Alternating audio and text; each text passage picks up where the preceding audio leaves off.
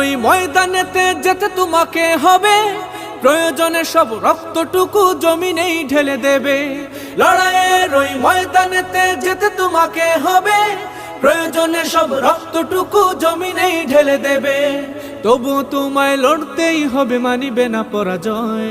তবুও তোমায় লড়তেই হবে, মানিবে না পরাজয়।